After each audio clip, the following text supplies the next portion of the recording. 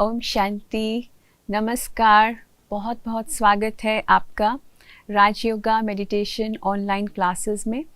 और आज हम बहुत सारी बातें जानेंगे परमात्मा के विषय में, क्योंकि अब तक हम आत्मा के बारे में जानते आ रहे थे।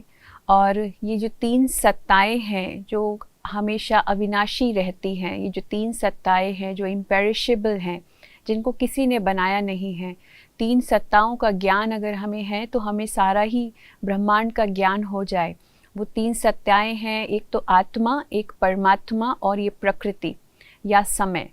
तो ये तीन सत्ताओं के बारे में, ये तीन एंटिटीज़ के बारे में हम धीरे धीरे करके अपने सारे ही सेशंस में जानते जाएंगे। हमने आत्मा के विषय में विस्तार से कितनी बातें जानी समझी।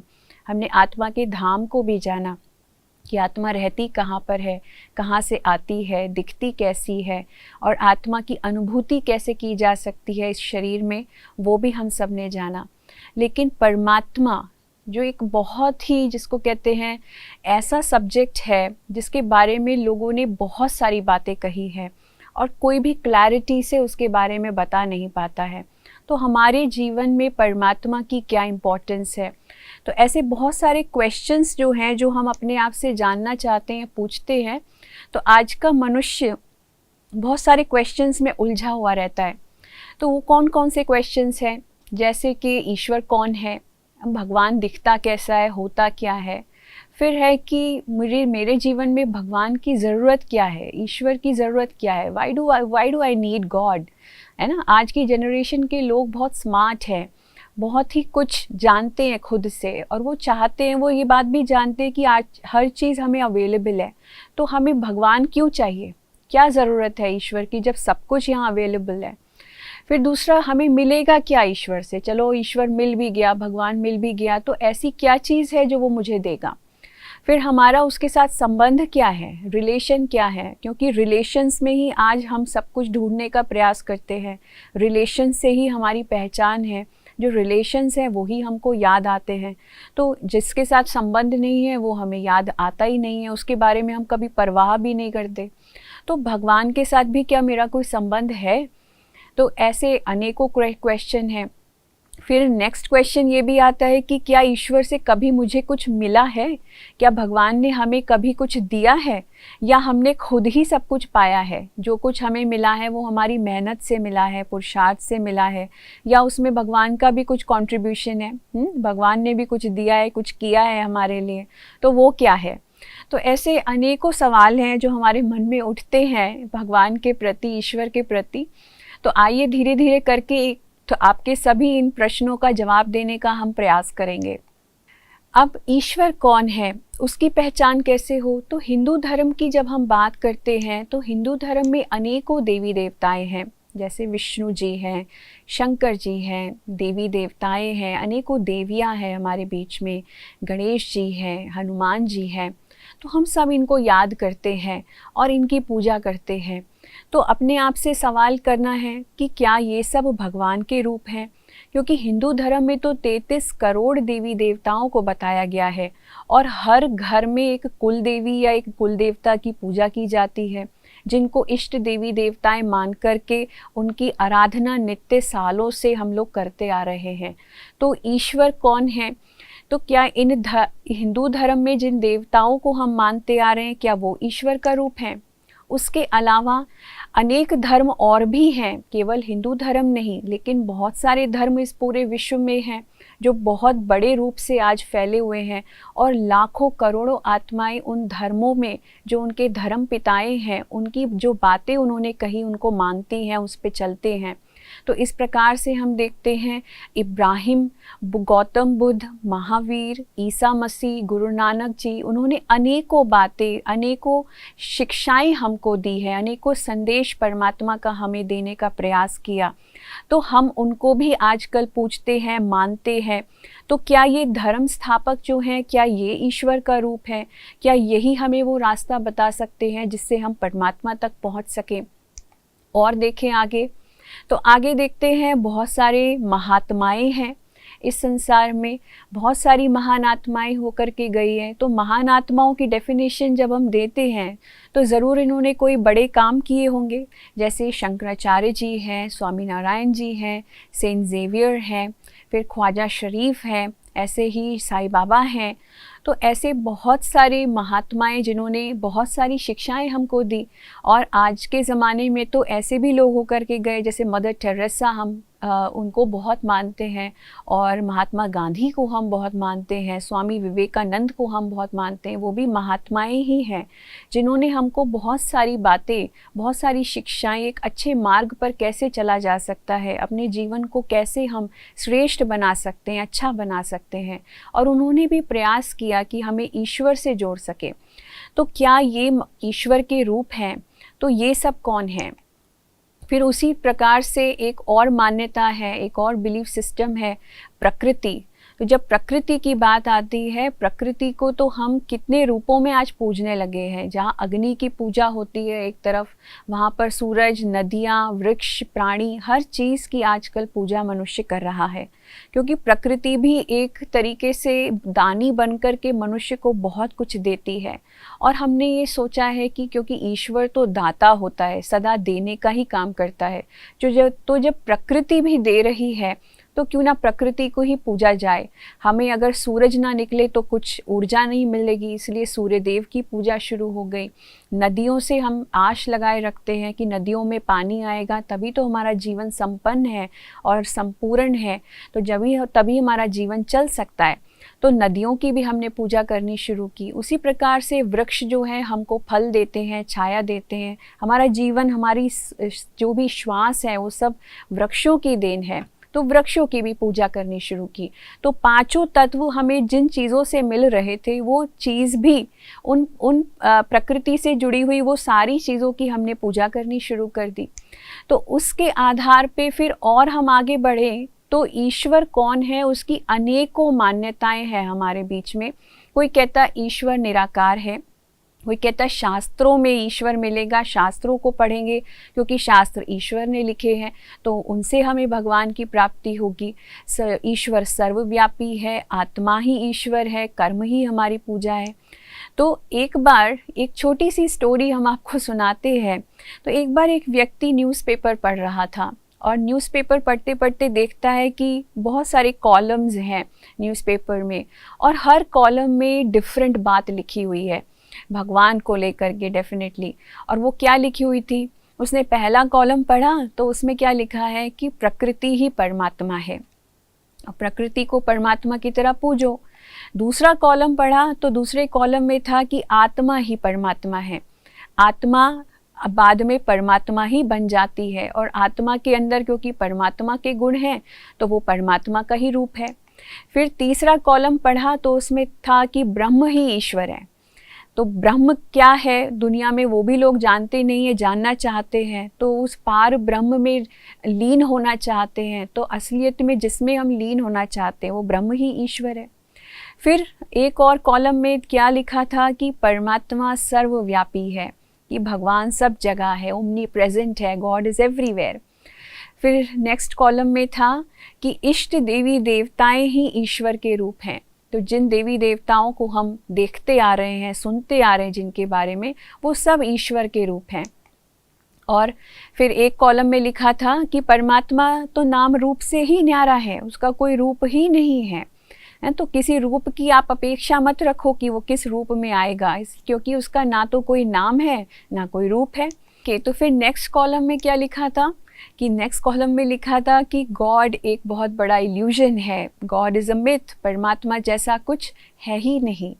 तो अब ये सारी बातें जान करके वो व्यक्ति कंफ्यूज हो गया कि मैं किस बात पे विश्वास करूं, कौन सी बात सच्ची है, कौन सी बात झूठी है। आप बताइए कौन सी बात सच्ची हो सकती है? कहीं ऐसा है कि ये सारी बातें सच्ची हैं, या फिर इनमें से कोई एक बात सच्ची है, या इनमें से कोई बात सच्ची है ही नहीं। तो हमें खुद ही जानना है, खुद ही समझना है। धीरे धीरे देखते हैं कि इन सारी बातों का अर्थ क्या है। ये बातें अनर्थ तो नहीं है, ऐसा नहीं है कि इनमें कुछ अर्थ नहीं छुपा है। कोई ना कोई रहस्य ज़रूर है जो परमात्मा के बारे में, ईश्वर के बारे में इतनी सारी बातें कही गई हैं। पर क्यों कही गई है, किस लिए कही गई है, उनके आध्यात्मिक रहस्य को, अर्थ को जान ले तो हम परमात्मा को भी समझ जाएंगे। तो एक बार की बात है, एक छोटी सी स्टोरी आपके साथ शेयर करते हैं। एक बार 5 अंधे हाथी को देखने के लिए गए, हाथी को अनुभव करने के लिए गए कि हाथी कैसा दिखता है या कैसा उसका फील होता है। अब अंधे थे तो देख तो पाएंगे नहीं डेफिनेटली, लेकिन महसूस करके बता सकते थे कि भाई हाथी होता कैसा है। तो जब 5 ही अंधे चिड़ियाघर में पहुंचते हैं और हाथी उनके सामने आता है, तो हर एक हाथी को एक्सपीरियंस करने के लिए उसको टच करने का प्रयास करता है। तो एक के हाथ में हाथी की सूंड आ जाती है, एक के हाथ में हाथी की पूंछ आ जाती है, एक के हाथ में हाथी का पैर आ जाता है, एक हाथी के ऊपर चढ़ रहा होता है तो हाथी का पेट उसके हाथ में आ जाता है, और एक हाथी के कान को पकड़ लेता है। तो उसके अनुसार हर कोई अंधा हाथी के बारे में अनुमान लगाता है कि हाथी दिखता कैसा है या होता कैसा है। तो जिसने सूंड पकड़ी उसने सोचा कि हाथी तो बिल्कुल सांप जैसा लगता है। जिसने हाथी का कान पकड़ा उसको लगा हाथी तो पंखे जैसा होता है। जिसने हाथी का पेट पकड़ा उसको लगा हाथी दीवार जैसा होता है, एकदम सख्त होता है, दीवार की तरह है। जिसने हाथी की पूंछ को पकड़ा उसको लगा हाथी तो रस्सी जैसा है, और जिसने हाथी के पैर को पकड़ा उसको लगा हाथी तो खंबे जैसा है। तो अब ये 5 ही अंधे क्या करते हैं, ये अपने अनुभवों को लेकर के, अपने एक्सपीरियंस को लेकर के कि हाथी है कैसा, ये एक्सपीरियंस शेयर करते हैं एक छठे अंधे को। तो ये 5 अंधे जाते हैं और एक 6th ब्लाइंड पर्सन से मिलते हैं और उसको बताते हैं एक एक करके कि हाथी दिखने में कैसा था। तो जब ये सारे ही अंधे वो एक्सप्लेनेशन देने लगते हैं, समझाने लगते हैं उस छठे व्यक्ति को जो खुद भी अंधा है, तो वो बताता है कि वो सोचता है कि ये सब कह रहे हैं कि हाथी तो सांप जैसा है, हाथी तो पंखे जैसा है। तो जब ये 5 ही अंधे उस छठे अंधे के पास पहुंचते हैं और बताते हैं, एक्सप्लेनेशन देते हैं कि हाथी होता कैसा है, तो वो एक एक करके जब इसके बारे में बता रहे होते हैं तो कन्फ्यूजन शुरू हो जाती है उस 6th ब्लाइंड पर्सन के दिमाग में कि भाई ये हाथी किस प्रकार का जानवर है, अजीब सा जानवर है। कभी तो ये सांप बन जाता है, कभी ये पंखा बन जाता है, कभी दीवार बन जाता है, कभी रस्सी बन जाता है, कभी खब्बा बन जाता है। तो वो अपनी जो भी उसकी समझ थी उसके अनुसार ये मान लेता है कि हाथी कोई बहुरूपिया टाइप का जानवर है और जो बार बार रूप बदलता रहता है, तो हर एक को अलग अनुभव कराता है। तो इसीलिए अपनी इस समझ को लेकर के, अपनी इस अंडरस्टैंडिंग के साथ वो एक दूसरे व्यक्ति से जाकर के मिलता है, और जब वो जिस व्यक्ति से जाकर के मिलता है वो अच्छा लर्नेड एजुकेटेड व्यक्ति होता है। तो जब उसको ये बातें बताता है कि हाथी है कैसा, तो वो व्यक्ति उसकी बात समझ करके, उसकी बात सुन करके ये सोचता है कि इनके अंदर ये, मैं इस बात में कैसे विश्वास कर सकता हूँ, क्योंकि ये हाथी को बता रहा है कि हाथी सांप है, पंखा है, दीवार है, रस्सी है, खंबा है। दुनिया में ऐसा भी कोई जानवर है तो कि इतनी जल्दी जो रूप बदले। तो इस प्रकार से वो व्यक्ति उस बात में विश्वास ही नहीं करता कि हाथी का रूप इस प्रकार से इतनी जल्दी चेंज हो सकता है। तो आज की जनरेशन को भी जब हम भगवान के बारे में बताते हैं, सुनाते हैं और कहते हैं कि भगवान, ये भी भगवान है, वो भी भगवान है, कभी हमने भगवान को आत्मा बता दिया, कभी इतने से सारे देवी देवताओं के रूप में बता दिया, कभी धर्म पिताओं के रूप में बता दिया, कभी हर चीज़ को हम पूजा करके वही ईश्वर का रूप बताते रहते हैं। तो आज की जनरेशन भी उस बात में बिलीव नहीं कर पाती है। एक छोटी सी स्टोरी आपको और बताते, पर्सनल एक्सपीरियंस है। हमारे पास एक मदर आई, एक माता जी आई, और वो आकर के अपना अनुभव हमारे साथ शेयर कर रही थी। तो वो हमसे कह रही थी कि दीदी कि मेरा जो बच्चा है, मैं जब उसको मंदिर लेकर के जाती हूँ तो वो मंदिर जाने को रेडी नहीं होता, तैयार नहीं होता, बहुत अजीब अजीब से सवाल पूछता है। तो हमने पूछा कि क्या सवाल पूछता है? तो वो मेरे से पूछता है कि मम्मी आज तुम्हारे कौन से देवता की बारी है। जब मंडे को तुम शिव जी को याद करती हो, ट्यूसडे को तुम हनुमान जी को याद करती हो, और वेडनेसडे को तुम गणेश जी को याद करती हो, थर्सडे को तुम बृहस्पतिवार है तो तुम विष्णु जी को याद करती हो, और फ्राइडे तुम्हारा संतोषी माता का व्रत होता है, सैटरडे को तुम शनिदेव को याद कर रही हो, और संडे को तुम सूर्यदेव को जल चढ़ा रही हो। जब इतने सारे देवी देवताओं को तुम रोज़ याद कर रही हो, आखिर लक्ष्य क्या है, आखिर आपका मकसद क्या है, क्या क्या करना चाहते हो, क्यों इन सबको याद कर रहे हो? और डेली मुझे अलग अलग मंदिर में ले जाते हो तो मैं कंसंट्रेट ही नहीं कर पाता हूँ कि मैं किसको याद करूँ, इसको याद करूँ कि उसको याद करूँ। तो इस कंसंट्रेशन ना होने के कारण से मेरा माइंड कंफ्यूज है, तो मैं किसको मानूँ किसको नहीं मानूँ। उसके कारण से अभी मैं फ़िलहाल किसी को मानता नहीं हूँ, किसी को समझता नहीं हूँ। इसलिए मुझे नहीं लगता कि भगवान जैसी कोई चीज़ है और ईश्वर है। तो आपकी ये सारी बातें मुझे ईश्वर पे विश्वास नहीं दिलाती है, इसलिए मेरा फेथ भगवान में बैठता नहीं है। तो इस प्रकार से वो जो माता है, वो जो मदर है, हमारे साथ शेयर कर रही थी कि यही प्रॉब्लम किस प्रकार से आजकल की जनरेशन में, आजकल के बच्चों के बीच में भी हम देख रहे हैं। जैसे जैसे लोग बड़े होते हैं, आजकल का यूथ जो है उसका कहीं ना कहीं ईश्वर से कनेक्शन टूट ही गया है। उसका कारण क्या है? जो इतनी सारी मान्यताएं हैं जिनमें हम सब फंसे पड़े हैं, और हम सत्य क्या है उसको नहीं जानते। तो सत्य को हम सभी जानना चाहते हैं कि सत्य है क्या, लेकिन किसके कारण से है। तो परमात्मा असलियत में है कौन, और वो कौन हो सकता है?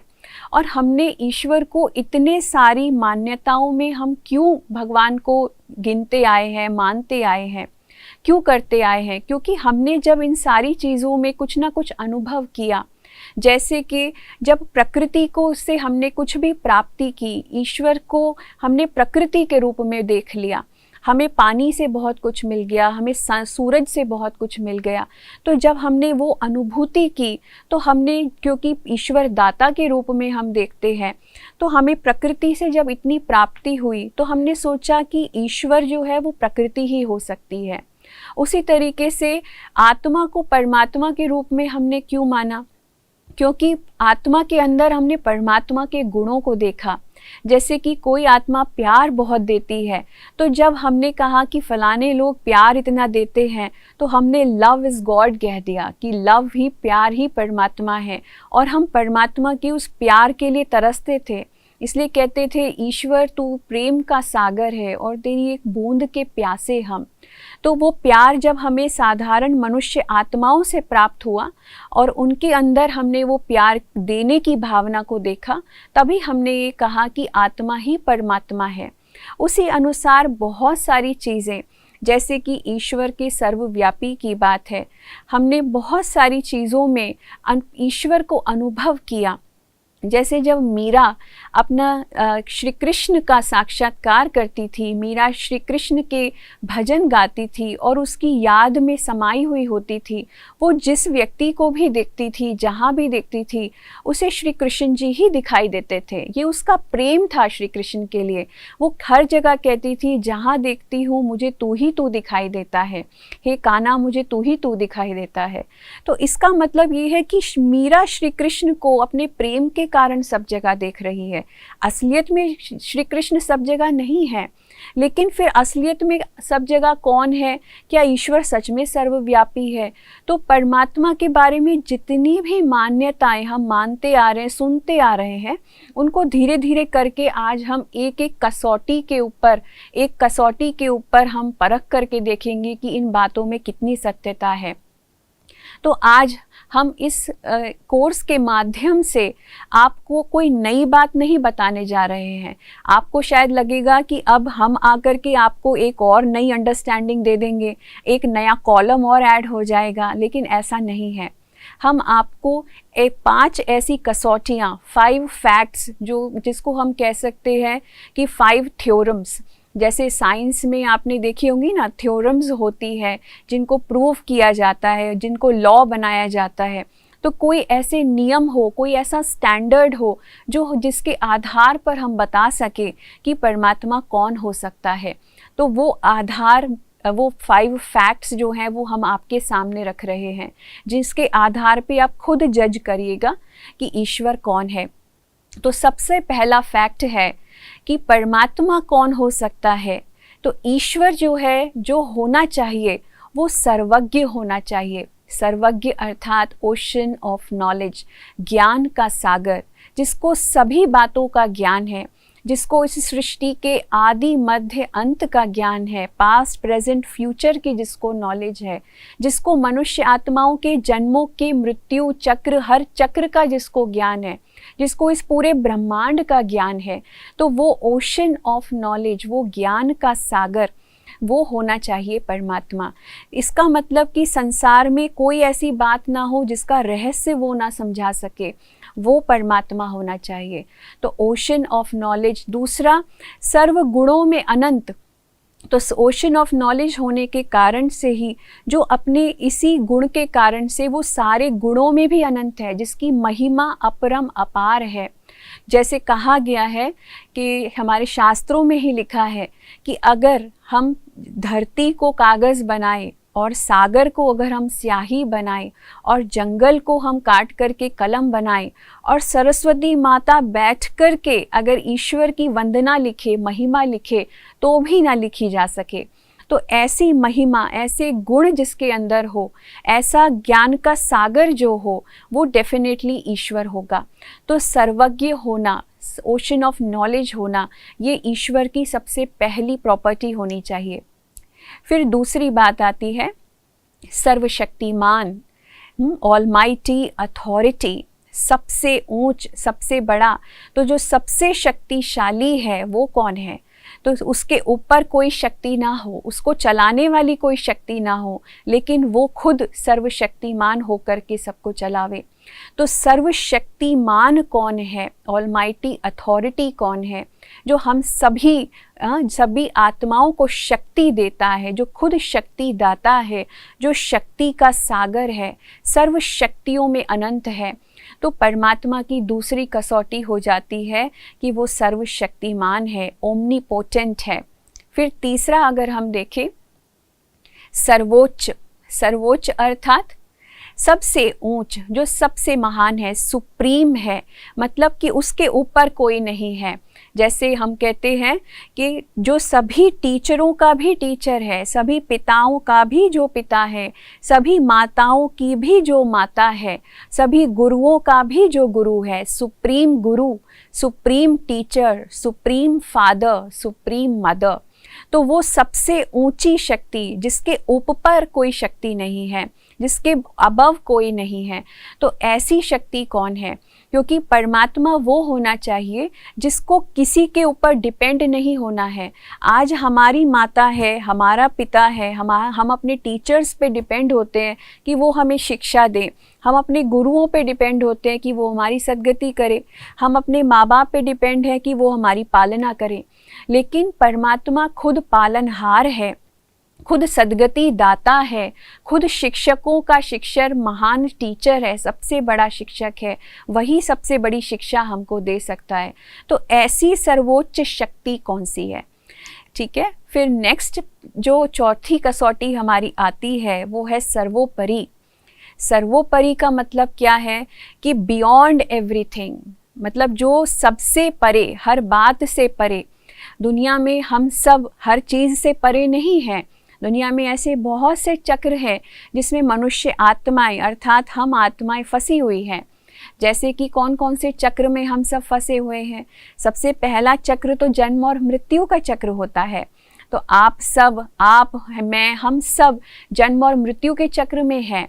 तो जन्म लेना और फिर मृत्यु को प्राप्त होना, इस शरीर को छोड़ना, ये एक चक्र है जो कभी समाप्त नहीं होगा, जो सदा ही चलता रहेगा। तो परमात्मा इस जन्म और मृत्यु के चक्र से भी परे है, इसलिए उसको हम क्या कहते हैं? लिबरेटर कहते हैं। अगर लिबरेट करने वाला ईश्वर खुद ही जन्म और मृत्यु के चक्र में आ जाए तो उसको लिबरेटर क्यों कहा जाएगा? तो वो सबको कैसे फ्रीडम देगा, कैसे आज़ाद करेगा इस चक्र से? तो परमात्मा इस चक्र से बियॉन्ड है, परे है। फिर जब हम जन्म और मृत्यु के चक्र में आते हैं तो और बहुत से चक्र शुरू हो जाते हैं। जैसे कि जैसे ही हम जन्म लेते हैं तो देह और देह के संबंधों का चक्र शुरू हो जाता है। हम देह और देह के संबंधों में फंस जाते हैं। माँ बाप जो हैं हमारी पालना करते हैं। हर एक बच्चे को माँ बाप से नहीं तो किसी से, गार्डियन से पालना लेनी पड़ती है। तो परमात्मा अगर जन्म लेगा तो उसको भी पालना लेनी पड़े, उसको भी कोई माँ हो, उसका भी कोई पिता हो, तो वो भी पालनहार होकर के पालना लेने का काम करे, ऐसा नहीं हो सकता। तो इस परमात्मा इस जन्म मृत्यु के चक्र के साथ साथ देह और देह के संबंधों के चक्र से भी परे है। फिर अब हम जब देह और देह के संबंध के चक्र में फंसते हैं, फिर तीसरा चक्र शुरू हो जाता है कि जब हम इन संबंधों में आते हैं तो कर्म शुरू हो जाता है। तो कर्मों के चक्र में हम सब फंसते हैं, और कर्म जो है वो हमें या तो कोई कर्म पाप होगा या पुण्य होगा। तो पाप और पुण्य का चक्र शुरू हो जाता है। तो हम इस पाप और पुण्य के चक्रों के अनुसार और कितने जन्म लेते रहते हैं उनको सेटल करने के लिए। उसके बाद एक और चक्र शुरू हो जाता है। पाप और पुण्य का नतीजा क्या होता है? सुख या दुख। तो हम सुख और दुख के चक्र में फंस जाते हैं। तो अब जब ईश्वर की बात आती है, परमात्मा की बात आती है, तो वो सुख और दुख से भी न्यारा है, वो पाप और पुण्य के चक्र से भी परे है, वो कर्मों के चक्र से ही परे है। इसलिए हम उसको क्या कहते? अकर्ता अभोक्ता कहते हैं, क्योंकि ना ही वो इन चक्रों में दुनिया के कोई कर्मों को वो करता है, ना ही उनकी भोगनाओं को वो भोगता है। तो सुख और दुख का चक्कर होना ही स्वाभाविक नहीं है उसके लिए, तो वो नहीं करता है। फिर लास्ट लेकिन जो सबसे बड़ी बात है कि ईश्वर वो होना चाहिए जो सर्वधर्म माननीय हो, जिसको हर धर्म का व्यक्ति अगर हम खड़ा कर दें और हर धर्म के लोगों से अगर पूछा जाए क्या परमात्मा के इस स्वरूप को, उनके इन गुणों को, उसके इस नाम को आप स्वीकार कर सकते हैं, तो वो कहे हाँ, ईश्वर का अगर कोई रूप हो सकता है, ईश्वर अगर कोई हो सकता है तो यही हो सकता है, क्योंकि यही ईश्वर का सच्चा परिचय है। तो भगवान को हर धर्म का व्यक्ति स्वीकार करे, क्योंकि परमात्मा सर्व धर्मों की आत्माओं का पिता है, केवल एक पर्टिकुलर धर्म की आत्माओं का पिता नहीं है, हम सभी आत्माओं का पिता है। तो हर धर्म तो मनुष्य ने बनाए, लेकिन परमात्मा तो इन धर्मों से भी ऊपर है। तो ईश्वर का वो परिचय कि परमात्मा हर धर्म की आत्माएं उसको स्वीकार कर लें, उसको मान लें, तो सर्व धर्म मान्य। तो ये 5 कसौटियाँ आप सबकी हैं, आप सबको इनके ऊपर विचार करना है और आप सबको ये जानना है। अब एक एक कसौटी को आपको ये 5 थ्योरम्स हमने दे दी, 5 लॉज हम आपको बता दिए। अब इन लॉज के अकॉर्डिंग, इन थ्योरम्स के अकॉर्डिंग आप खुद अपनी विवेक से, अपनी बुद्धि से जज करिए कि ईश्वर का सच्चा स्वरूप क्या हो सकता है, कौन सा हो सकता है। तो आइए हम आपको एक स्वरूप का दर्शन कराते हैं और आपसे पूछते हैं कि क्या ईश्वर का ये स्वरूप हो सकता है। तो परमात्मा का सच्चा स्वरूप क्या हो सकता है? ज्योति बिंदु, प्रकाश कुंज। हर धर्म में परमात्मा के स्वरूप को प्रकाश के रूप में, बिंदु के रूप में, ज्योति के रूप में बताया गया है। जैसे कि परमात्मा का असली वास्तविक स्वरूप क्या है, तो आज हम उसका साक्षात्कार करें, समझें उसको कि ईश्वर का ये 5 बातों के अनुसार क्या रूप होना चाहिए, कैसा दिखना चाहिए ईश्वर। निराकार, ज्योति बिंदु, अविनाशी स्वरूप है। परमात्मा के इस स्वरूप को हर व्यक्ति स्वीकार करेगा। परमात्मा का ये स्वरूप अनंत है, अनंत शक्तियों से भरपूर है। परमात्मा असलियत में एक छोटे चमकते सितारे के समान है। जिस प्रकार से एक पशु का जो पिता है वो पशु जैसा दिखता है, जिस प्रकार से एक बच्चे का पिता बच्चे की तरह उसकी आँख नाक कान होते हैं, उसी तरीके से आत्मा का पिता कैसा दिखता होगा? आत्मा का पिता आत्मा जैसा ही तो दिखता होगा ना। तो जब हम सब आत्माएं ज्योति बिंदु प्रकाश का कुंज है, एनर्जी है, एक ऊर्जा है, एक ज्योति कण है, तो हमारा पिता परमात्मा भी कैसा होगा? हमारे जैसा ही तो होगा। तो उसी लिए परमात्मा का जो सच्चा स्वरूप है वो भी ज्योति बिंदु निराकार है। उसका कोई आकार नहीं है। हमने इसी परमात्मा के स्वरूप को कह दिया कि वो नाम रूप से न्यारा है। तो निराकार का अर्थ जो है हम नहीं समझ पाते हैं। असलियत में बिंदु एक ऐसा आकार होता है जिसको निराकार ही माना जाता है।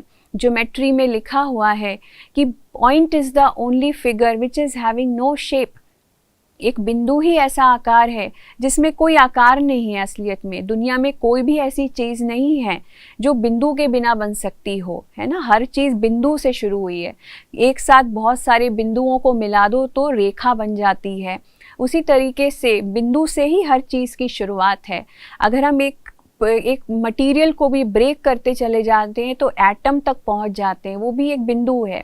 तो उसी तरीके से परमात्मा का स्वरूप भी कैसा होना चाहिए? ज्योति बिंदु, प्रकाश का कुंज, एक चमकते सितारे के समान ही ईश्वर का रूप है।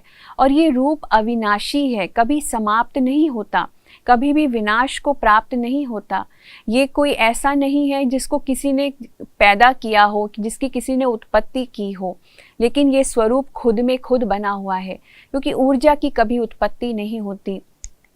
तो अब हम परमात्मा के बारे में जब इतना जानते हैं, इतना समझ गए हैं कि परमात्मा का स्वरूप ज्योति बिंदु है, तो आइए देखें अनेक धर्मों में किस प्रकार से परमात्मा को माना गया है। तो जब हिंदू धर्म की बात आती है तो हिंदू धर्म में हम सभी जब भक्ति प्रारंभ हुई तो सबसे पहले जो प्राचीन मंदिर बनाए गए तो सबसे पहले ज्योतिर्लिंगम, शिव ज्योतिर्लिंगम की पूजा शुरू हुई। और शिव को ज्योति रूप में पूजना अपने आप में ही एक बहुत बड़ा प्रतीक है, परमात्मा के ज्योति स्वरूप की पूजा। और ज्योति को बनाया कैसे जाए, किस पे दिखाया जाए? तो एक पत्थर रख कर के उसके ऊपर 3 रेखाएं खींच के बीच के रेखा पे एक बिंदु बनाया गया जिस पे सभी लोग कॉन्सेंट्रेट करते थे। तो परमात्मा के ज्योति स्वरूप को याद किया जाता था। उसी का ही प्रतीक ये हिंदू धर्म में जो ज्योतिर्लिंगम बनाया गया है। पूरे ही भारतवर्ष में, चाहे वो नॉर्थ से लेके साउथ हो, ईस्ट से लेके वेस्ट हो, अनेकों ज्योतिर्लिंग शिव परमात्मा की पूजा होती है। और कोई भी ऐसा गांव, कोई ऐसा शहर नहीं होगा जहां शिव का मंदिर नहीं होगा। जब देवी देवताओं की बात आती है तो देवी देवताओं के मंदिर फिर भी स्टेट वाइज हो जाते हैं और स्टेट वाइज उनकी पूजा होती है। जैसे कि अगर आप महाराष्ट्र में जाओ तो वहाँ गणेश जी की पूजा होती है। अगर आप तमिलनाडु साउथ में चले जाओ तो वहाँ मुरुगन की पूजा होती है, कार्तिकेय की पूजा होती है। जहाँ अगर आप नॉर्थ में चले जाओ तो श्री कृष्ण की पूजा होती है, श्री राम जी की पूजा होती है। अगर आप ईस्ट में चले जाओ तो दुर्गा की पूजा होती है। उसी तरीके से अनेक स्टेट्स जो हैं फिर भी देवी देवताओं की पूजा में डिवाइड हो गए हैं, लेकिन केवल एक शिव परमात्मा ही है, शिव ज्योतिर्लिंगम ही है जो पूरे भारतवर्ष में जिनके मंदिर हैं और सभी उनको याद करते हैं। और जितने भी प्राचीन मंदिर हम शिव परमात्मा के देखते हैं वहाँ कहीं भी आपको शंकर की प्रतिमा नहीं मिलेगी। सभी प्राचीन मंदिरों में केवल शिवलिंग स्थापित किया गया है और शिव के साथ ही हम जो याद करने का जो हमारा संबंध है हम जोड़ पाते हैं। तो जैसे कि हम देखते हैं शंकर के भी अगर हम मंदिरों में जाएं तो शंकर जी के सामने भी हम शिवलिंग को ही देखते हैं। आप शंकर जी के मंदिर में जाएंगे तो आपने देखा उनका एक तपस्वी रूप बना हुआ है और तपस्वी रूप होकर के वो किसी की तपस्या में लीन है। वो किसकी तपस्या में लीन है? जिसको भी आप याद करते हैं उसकी प्रतिमा को आप सामने रखते हैं। उसी तरीके से शंकर जी भी जिसकी याद में लीन है उसकी प्रतिमा को सामने रखा है। तो शंकर जी किसको याद कर रहे हैं? डेफिनेटली वो शिव को ही याद कर रहे हैं। शिव और शंकर में बहुत महान अंतर है, बहुत बड़ा अंतर है, जिसको हम अपने आगे वाले सेशंस में जानेंगे कि वो क्या है। उसी तरीके से अगर हम रामेश्वरम में जाएं, जो 12 ज्योतिर्लिंगम पूरे भारतवर्ष में बने हैं उनमें से एक रामेश्वरम है। और रामेश्वरम में राम जी ने भी शिव की ही आराधना की है, क्योंकि उनको भी दिखाया है कि जब उन्हें रावण को हराना था और रावण की लंका को ख़त्म करना था तो उन्हें पता था कि जो शक्ति उनके सामने है रावण, उसको शिव से वरदान प्राप्त है। तो इसीलिए वो शक्ति उनसे भी ऊंची है। तो इसलिए उस शक्ति को हराने के लिए, रावण को हराने के लिए उन्हें उनसे ऊपर की शक्ति चाहिए, महान शक्ति चाहिए। तो इसलिए उन्होंने भी शिव जी की आराधना की, शिवलिंग स्थापित करके शिव जी की पूजा की, तब उनको वो शक्ति प्राप्त हुई और वो रावण को हरा पाए। तो जब हम गोपेश्वर जाएं तो गोपेश्वर में भी हमने देखा है कि श्री कृष्ण जी ने भी शिव की ही पूजा की है, शिवलिंग स्थापित करके उसके ऊपर जल चढ़ाया। तो श्री कृष्ण जी भी जानते थे कि जो शक्ति मेरे से भी ऊंच है वो शिव परमात्मा की है, तो इसीलिए शिव परमात्मा उनके भी आराध्य हैं। उसी तरीके से अगर हम सोमनाथ में जाएं तो ज्ञान का सोमरस पिलाने वाले परमात्मा शिव ही है। ऐसे 12 ज्योतिर्लिंगम आपको पूरे भारतवर्ष में मिलेंगे जो कि परमात्मा शिव के गुणों के आधार पर हैं। जैसे सोमनाथ में राजा विक्रमादित्य ने सोमनाथ की स्थापना की, ये मंदिर की स्थापना की और फिर उसको एक हीरे का शिवलिंग बना करके वहाँ पर शिव की पूजा की। तो वो मंदिर बड़ा प्रसिद्ध मंदिर है, शायद आप गए हो। पर जितने भी 12 ज्योतिर्लिंगम हैं शिव परमात्मा के गुणों के आधार पर, जैसे पाप कटेश्वर, नागेश्वर और ऐसे अनेकों मंदिर, सोमनाथ, केदारनाथ, तो कितने ही मंदिर शिव परमात्मा के बने हैं जो बहुत प्राचीन है। जैसे अमरनाथ भी एक मंदिर है, तो वहाँ पर भी हमने देखा कि शिवलिंग ही है और सभी वहाँ दूर यात्रा करके जाते हैं। तो अमरनाथ भी परमात्मा क्यों कहा जाता है? क्योंकि वो हमें ये ज्ञान देते हैं कि आत्मा अमर है। तो आत्मा को खुद की स्मृति दिला करके, आत्मा को अपने अमर होने का भाव दिला करके उसकी ये स्मृतियाँ पुनः वो जागृत करते हैं। उसी तरीके से हम नेपाल में अगर जाएं तो नेपाल में पशुपति नाथ के नाम से परमात्मा को याद किया जाता है। वहाँ भी एक बहुत बड़ा शिवलिंग है जहाँ पे शिव परमात्मा की आराधना है। तो जब हम इस्लाम धर्म में देखते हैं तो वहाँ पर भी उस धर्म में जो बातें कही गई हैं उसमें अल्लाह को नूर, प्रकाश के रूप में याद किया जाता है, नूरे इलाही कहा जाता है। तो जब हज पे जाते हैं सभी मुसलमान तो हज कबूल करने से पहले वो कहते हैं, हे परवरदिगार नूरे इलाही मेरा हज कबूल हो। तो वहाँ पर भी अल्लाह को नूर, प्रकाश के रूप में माना गया है। अल्लाह के इसी स्वरूप को, ज्योति बिंदु प्रकाश नूर के रूप को अहमियत दी गई है। उसी तरीके से अगर हम गौतम बुद्ध और श्री महावीर की बात करें तो गौतम बुद्ध और महावीर दोनों ही तपस्वी रूप में दिखाए हैं। और गौतम बुद्ध जी का जब हम जीवन काल देखें तो उसमें दिखाया है कि शुरू में ही उनके लिए भविष्यवाणी कर दी गई थी कि ये एक दिन वैरागी होकर के सब कुछ त्याग करके एक वैरागी जीवन बिताएंगे। इसलिए उनको सारी सुख सुविधाएं उनके पिताजी ने उनको, ताकि वो वैरागी ना बने, तो उनको रोकने के लिए ये सारी चीज़ों में उनकी बुद्धि को बांधने का प्रयत्न किया। लेकिन जब उन्होंने कुछ सत्यों को, जीवन के कुछ सत्य देखे, तब उनके अंदर बहुत परिवर्तन आया और उन्होंने महसूस किया कि शायद जीवन का जो सत्य है वो कुछ अलग ही है। तो उन्होंने एक वैरागी जीवन अपनाया, ये जानने के लिए कि सत्य क्या है, जीवन का असली मूल रूप क्या है। तो अगर वो खुद ही ईश्वर हैं तो क्या ईश्वर खुद ही सत्य की तलाश में जाएंगे? आज हम भगवान बुद्ध कहते हैं, तो क्या हम ये कहेंगे कि भगवान सत्य की तलाश में गए हैं? जबकि गॉड इज ट्रुथ कहा जाता है, ईश्वर सत्य कहा जाता है। तो उन्होंने भी सत्य को प्राप्त करने के लिए इतनी तपस्या की। उसी तरीके से जब हम महावीर जी को याद करते हैं तो 24 तीर्थंकर जैन धर्म में हम दिखाते हैं, सब तपस्वी रूप में दिखाए हैं।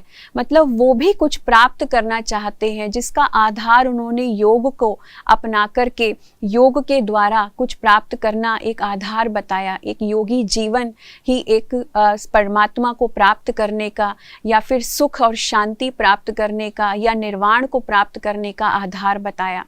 तो इसी तरीके से अगर हम जीसस क्राइस्ट को भी देखें तो जीसस क्राइस्ट ने भी ऊपर की तरफ इशारा करके कहा है कि गॉड इज़ लाइट, परमात्मा एक प्रकाश है, and I am son of God.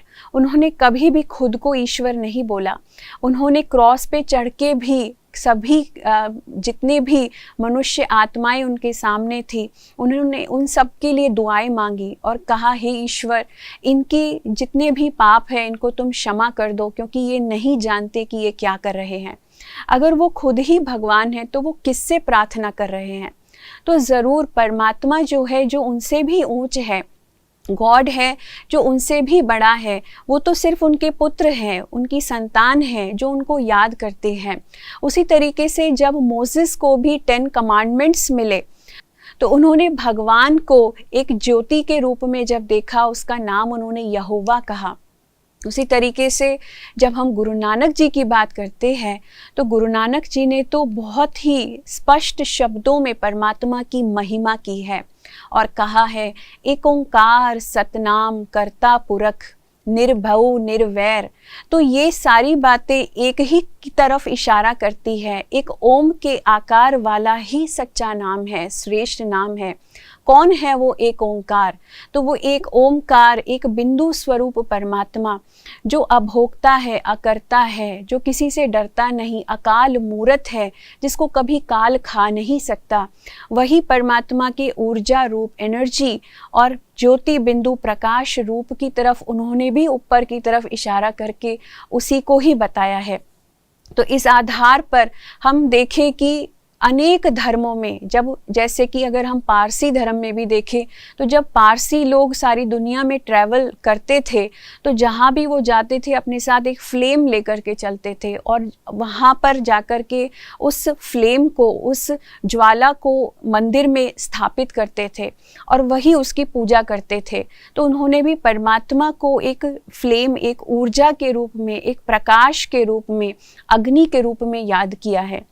उसी प्रकार से जो प्रजापिता ब्रह्मा, जो इस ईश्वरीय विश्वविद्यालय ब्रह्मा कुमारी के जो फाउंडर फादर हैं, जिन्होंने इस संस्था की स्थापना की, उन्होंने भी उस परमात्मा शिव की तरफ इशारा करके उसी का ही स्वरूप और उसी का ही ज्ञान हमको दिया कि परमात्मा का सच्चा स्वरूप जो है वो ज्योति बिंदु निराकार है। तो परमात्मा का फिर नाम क्या है? अब उसके रूप के बारे में हमने जाना, तो उसका नाम क्या हो सकता है? ईश्वर के अनेकों नाम इस दुनिया में हैं, हर व्यक्ति उसको उसके गुणों के नाम से पुकारता है।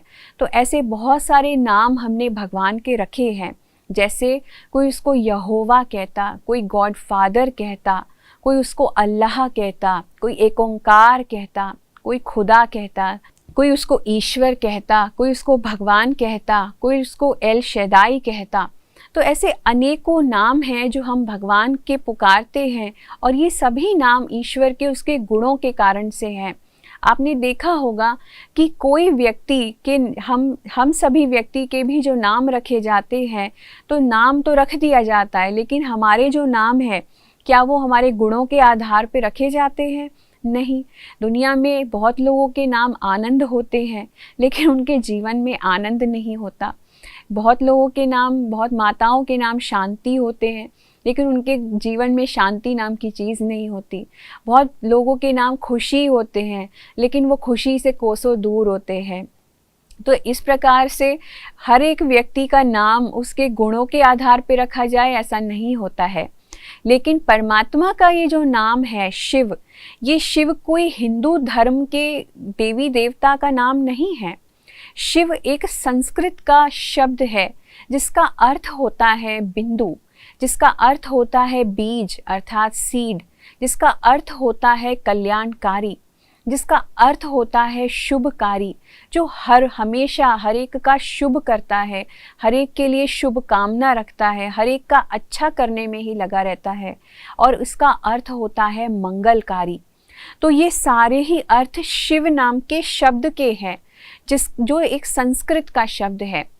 ये किसी देवता का नाम नहीं है, लेकिन शिव को हम उसके अर्थ से जाने तो परमात्मा का जो सच्चा नाम है, श्रेष्ठ उत्तम जो उसका रियल नेम है, वो शिव क्यों है? क्योंकि परमात्मा सदा कल्याणकारी है, सदा एक बीज रूप की तरह, एक जैसा एक सीड होता है, एक सीड की तरह है, एक बिंदु रूप है, और हमेशा हर एक का कल्याण करने के लिए, हर एक का मंगल करना, हर एक का भला करना, यही उसका कर्तव्य है। परमात्मा का नाम, उसका रूप, उसका ज्ञान, उसका स्वभाव और उसका कर्तव्य, हर एक इन चीज़ों की पहचान उसके इस नाम से हो सकती है, शिव नाम से। इसीलिए इन सभी को एक ही शब्द में हम वर्णित कर सकते हैं। अगर नाम, रूप, ज्ञान, स्वभाव, कर्तव्य अगर एक बारी में बताना हो तो एक ही शब्द है, शिव। तो शिव सदा कल्याणकारी, इसीलिए सदा शिव कहा जाता है, सदा कल्याणकारी कहा जाता है। और सत्यम शिवम सुंदरम कहा जाता है, क्योंकि शिव ही सत्य है और शिव ही सुंदर है। तो परमात्मा का जो रियल सच्चा नाम है, जो श्रेष्ठ नाम है, वो शिव है। आगे चलते हैं। अब परमात्मा की विशेषताओं के बारे में, उसकी क्वालिफिकेशंस के बारे में, योग्यताओं के बारे में जानते हैं। क्योंकि परमात्मा अनंत है, गुणों में अनंत है और उसके अंदर अनेकों विशेषताएं हैं। ऐसी विशेषताएं हैं जो हम कभी सोच भी नहीं सकते, समझ भी नहीं सकते। तो उसकी एक एक विशेषता को गहराई में समझते जाएं, सुनते जाएं, देखते जाएं। तो परमात्मा जो है, सबसे पहले शिव परमात्मा परम शक्ति है, सबसे सर्वोच्च शक्ति है, सबसे ऊंची शक्ति है, उसके ऊपर कोई शक्ति नहीं है। फिर उसके बाद परमात्मा जो है पतित पावन है, सभी आत्माओं को पावन बनाने का कार्य करते हैं, इसलिए उनको पाप कटेश्वर कहा जाता है। बहुत सारे मंदिर उनके बनाए गए हैं। फिर उसके बाद परमात्मा शिव को ही त्रिलोकी नाथ भी कहा जाता है। त्रिलोकी नाथ अर्थात तीनों लोकों का मालिक, और जो तीनों लोकों का ज्ञान हमको दे, वो त्रिलोकी नाथ। फिर उसके बाद परमात्मा सर्व गुणों का सागर है, सर्व गुणों का भंडारी है। इतने गुण हैं जिसकी महिमा नहीं लिखी जा सकती। तो परमात्मा के गुणों की वंदना करना, गुणों का व्याख्यान करना पूर्ण रीति हम कर भी नहीं सकते, इतने अनंत गुण हैं। उसके बाद परमात्मा जो है इस मनुष्य सृष्टि के कल्प वृक्ष का बीज है। तो बीज होना अर्थात कि सारी मनुष्य सृष्टि में जितनी आत्माएं हैं, वो मनुष्य सृष्टि का जो वृक्ष धीरे धीरे बढ़ता है। इस कल्प वृक्ष के बारे में हम आगे के सेशंस में जानेंगे कि कल्प वृक्ष क्या होता है। लेकिन सारी मनुष्य सृष्टि की जो वृद्धि होती है, तो सृष्टि की जो शुरुआत होती है, उसकी जो नई एक तरीके से कलम लगाई जाती है, उसको शुरू किया जाता है। तो जब तक परमात्मा शिव ना आवे तब तक वो कलम भी नहीं लगाई जा सकती, वो शुरुआत भी नहीं हो सकती। तो इसीलिए सारी मनुष्य सृष्टि का जिस कल्प वृक्ष का जो बीज है, जो सीड है, वो भी परमात्मा शिव है। फिर परमात्मा ही मुक्ति दाता है। तो मुक्ति देने वाला, हर आत्मा को इन बंधनों से, जिन बंधनों के बारे में हम जान रहे थे, सुन रहे थे, उन सारे बंधनों से हमें मुक्त करने वाला वो परमात्मा शिव है। उसके बाद परमात्मा त्रिकालदर्शी भी है, तीनों कालों के बारे में वो जानता है और वही हमें बता सकता है। संसार में कोई आत्मा ऐसी नहीं है जो हमें तीनों कालों का ज्ञान दे सके, जो त्रिकालदर्शी हो। तो परमात्मा ही केवल हमें पास्ट, प्रेजेंट और फ्यूचर के बारे में बताती है। उसके साथ साथ परमात्मा सर्वशक्तिमान भी है, तो सर्व शक्तियों से संपन्न। और फिर परमात्मा दिव्य बुद्धि के दाता हैं। हमें श्रेष्ठ बुद्धि, ये जो सद्ज्ञान है, वो ईश्वर ही आकर के देते हैं। हमारा तीसरा नेत्र, ये तीसरा चक्षु जो है, ज्ञान रूपी चक्षु, इसको परमात्मा खोलते हैं आकर के। तो दिव्य बुद्धि का ज्ञान परमात्मा हमको देते हैं। फिर मानव को देवता बनाने वाले हैं, मनुष्य आत्माओं को, साधारण मनुष्य आत्माओं से देवात्मा बनाने वाले परमात्मा शिव हैं। उसके बाद परमात्मा जो है हम सबका भाग्य भी बनाने वाले भाग्य विधाता है। और ऐसे ही अनंत कितने गुण हैं। परमात्मा स्वर्ग के रचयिता है, परमात्मा त्रिमूर्ति रचयिता है, तीन देवताओं की रचना करके अपना दिव्य कर्तव्य करते हैं, जिसके बारे में हम और भी डिटेल्स में जानेंगे। फिर परमात्मा ज्ञान दाता है, सभी सारा ज्ञान जो है ये वही हमको आकर के देते हैं। तो ये सब परमात्मा की विशेषताएं हैं। अब हम जान लेते हैं थोड़ा आत्मा और परमात्मा के समानता के बारे में कि क्या समानता है आत्मा और परमात्मा में। डेफिनेटली, क्योंकि आत्मा परमात्मा की संतान है, तो उसमें कुछ ना कुछ समानता तो अवश्य होगी। हम जैसे कि बहुत सारी मान्यताओं से जुड़े हुए हैं, तो हमने एक मान्यता ये भी सुनी है कि आत्मा सो परमात्मा। तो अब ये मान्यता कितनी सत्य है, जैसे कि आपने देखा होगा, एक बच्चा होता है, उसके अंदर उसके माँ बाप के गुण स्वतः आते ही हैं। अगर माँ बाप के अंदर अच्छे गुण होंगे तो बच्चे के अंदर भी अच्छे गुण आ जाएंगे। अगर माँ बाप के अंदर गुण अच्छे नहीं होंगे तो बच्चा उनको भी बहुत जल्दी ग्रहण कर लेगा और उनकी परछाई बन जैसा दिखाई देगा। तो हम एकदम से उस बच्चे के व्यवहार से, उसके कर्मों से हम अनुमान लगा लेते हैं कि ये अपने माता पिता की ही रिफ्लेक्शन है। उसी तरीके से आत्मा के अंदर भी परमात्मा के गुण समाये हुए होते हैं। कोई ना कोई विशेषताएं हैं जो हम अपने पिता परमात्मा से ग्रहण करते हैं। तो कोई ना कोई समानताएं तो ज़रूर ही बनती है, क्योंकि हम उसकी संतान हैं। तो वो कौन कौन सी समानताएं हैं? जैसे पहली समानता है निराकार, कि आत्मा भी निराकार है तो परमात्मा भी निराकार है। दूसरी कि हम सब चैतन्य शक्तियां हैं, रियल शक्ति है। आत्मा एक चैतन्य शक्ति है, एक कॉन्शियस बीइंग ऑफ लाइट है। उसी तरीके से परमात्मा भी एक चैतन्य शक्ति है, जो हम आत्मा जैसे शरीर ग्रहण करती है, शरीर में आकर के अपने आप को व्यक्त करती है। परमात्मा भी एक चैतन्य शक्ति है। फिर तीसरा जो गुण है वो है परमात्मा भी एक बिंदु है, हम आत्माएं भी एक बिंदु के समान हैं। हम भी अविनाशी हैं और परमात्मा भी अविनाशी है। जैसे आत्मा का कभी विनाश नहीं होता, ऐसे परमात्मा का भी कभी विनाश नहीं होता। फिर स्वयं प्रकाशित, हम सभी आत्माएं और परमात्माएं, हम सबका निजी प्रकाश है। तो ये सब हमारी समानताएं हैं। तो ऐसे ही कुछ डिफरेंसेस भी हैं। तो वो डिफरेंसेस क्या हैं वो जान लेते हैं। तो आत्मा और परमात्मा में अंतर क्या है उसको हम गहराई से जानें कि आत्माएं तो अनेक हैं लेकिन परमात्मा एक है। ये कितना बड़ा अंतर है।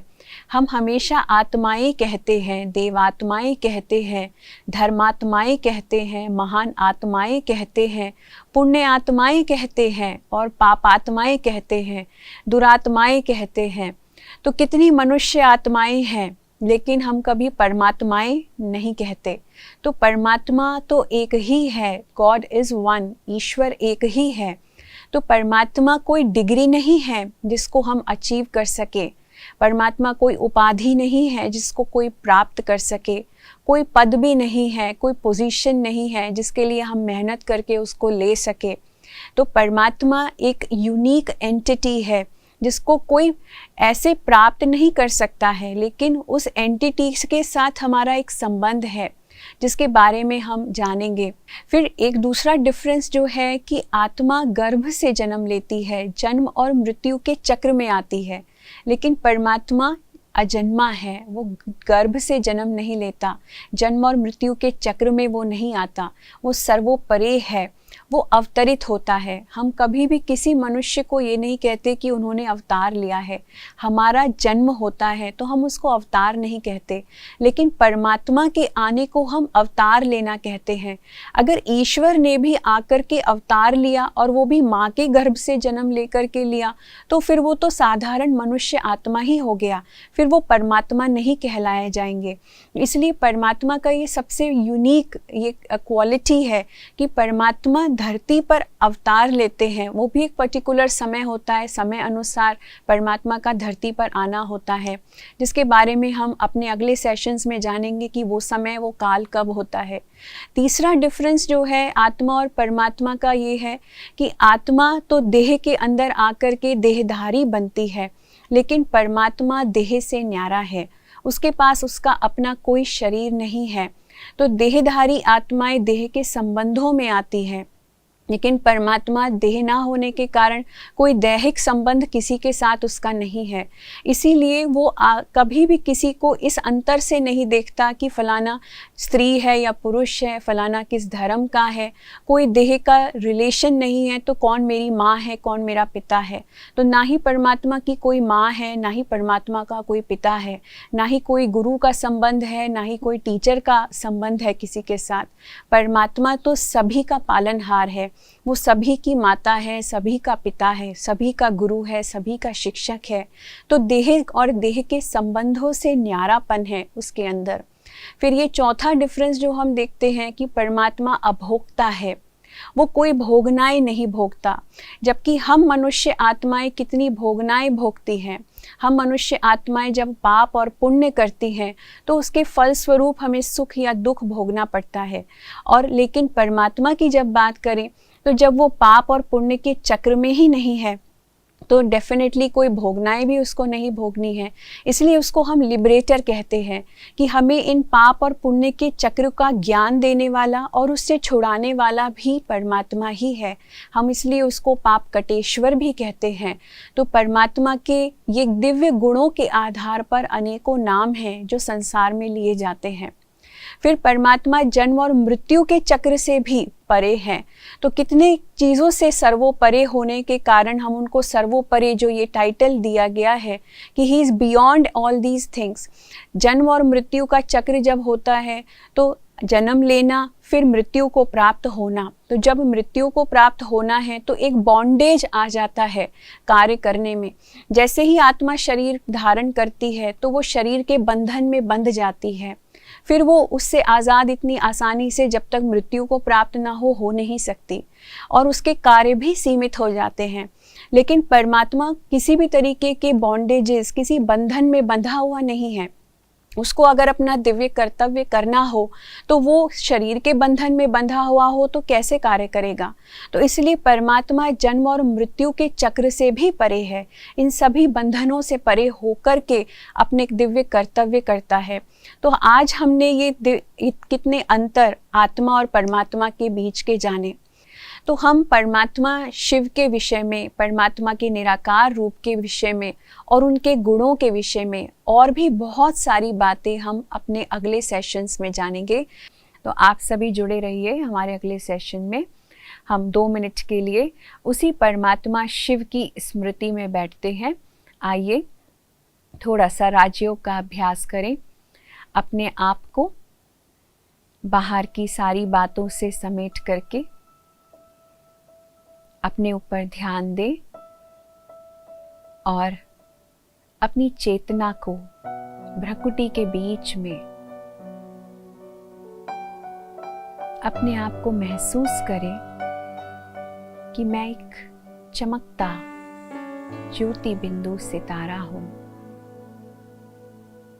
मैं आत्मा अति सूक्ष्म शांत स्वरूप हूं, निराकार, बेहद शक्तिशाली हूं। आज मुझ आत्मा को मेरे पिता का परिचय मिला है। आज पहली बार मैंने जाना है कि परमात्मा असलियत में दिखते कैसे हैं, होते कैसे हैं। परमपिता परमात्मा शिव भी मुझ आत्मा की ही तरह ज्योति बिंदु निराकार है, सर्वशक्तिमान है, गुणों का भंडारी है।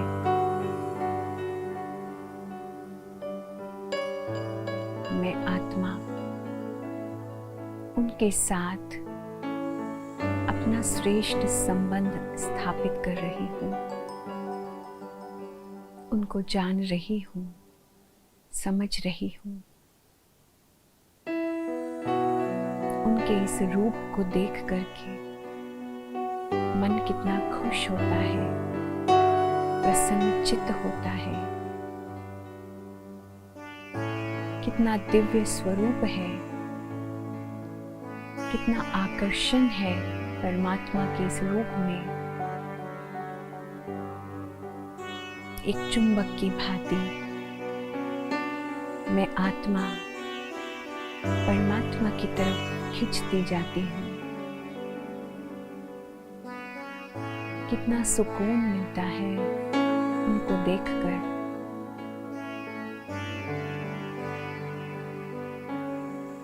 धीरे धीरे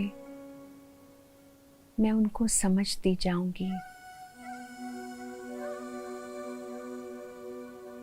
मैं आत्मा अपने दिल से परमात्मा का धन्यवाद करती हूँ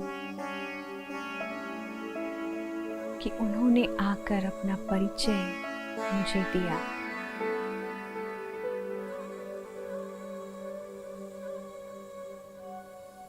ओम शांति। ओम शांति। ओम शांति।